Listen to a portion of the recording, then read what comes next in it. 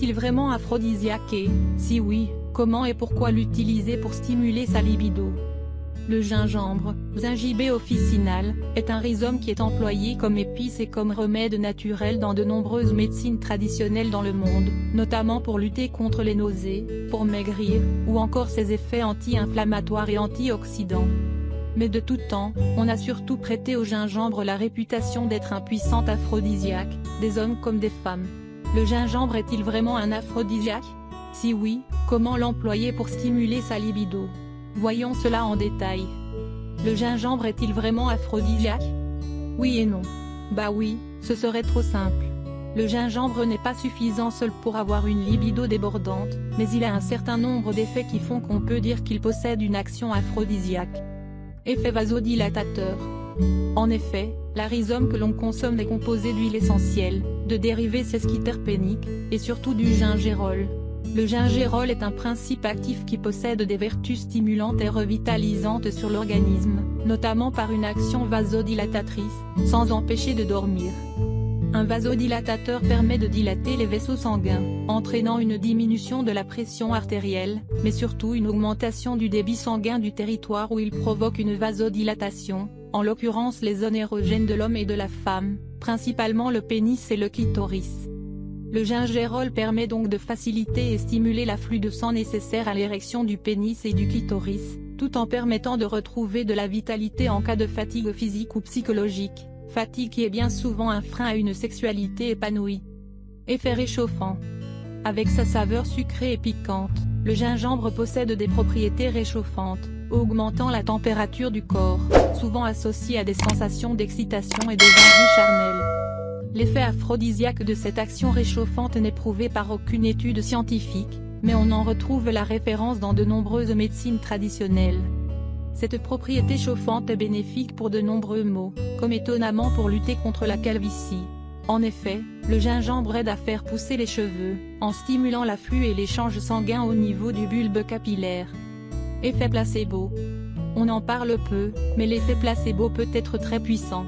En effet, la réputation du gingembre comme stimulant sexuel est tellement répandue et ancrée dans l'inconscient, que la consommation de gingembre peut entraîner un effet certes placebo, mais un effet concret. Comment consommer le gingembre comme aphrodisiaque? Pour profiter de ses vertus aphrodisiaques, il faut consommer le gingembre, quelle qu'en soit la forme, tisane, jus, dans l'alimentation, etc.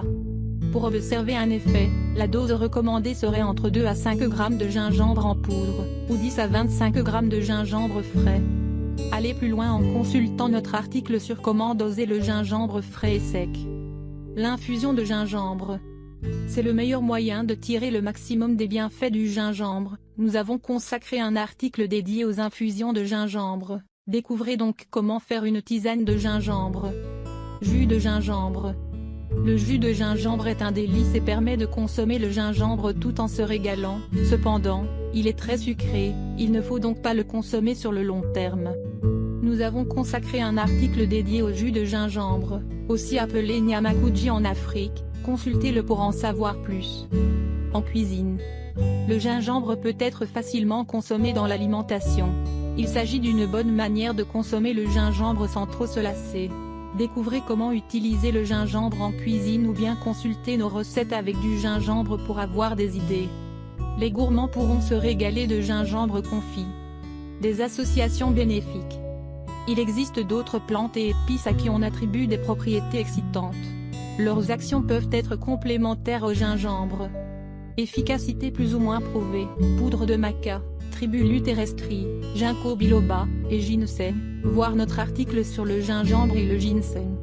Efficacité plus douteuse, noix de cola, sarriette, caféine, miel, guarana, mouche cantharide, bois bandé, pavot, etc.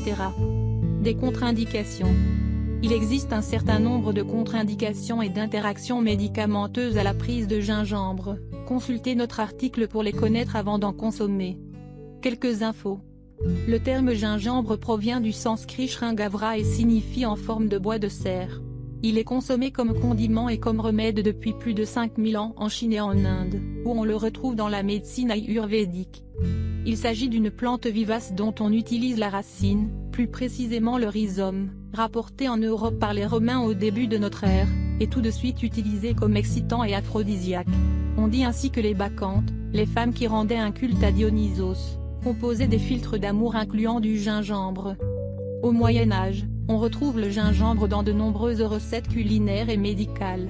On dit que Madame du Barry en servait à ses amants. Aujourd'hui, son usage en tant que stimulant sexuel se retrouve partout dans le monde. En Malaisie, il est utilisé pour gagner le cœur des femmes. Au Maghreb, on l'utilise pour raviver la flamme amoureuse. Au Sénégal, les femmes s'en entourent les hanches pour exciter leur mari. Le Kama Sutra évoque également son usage.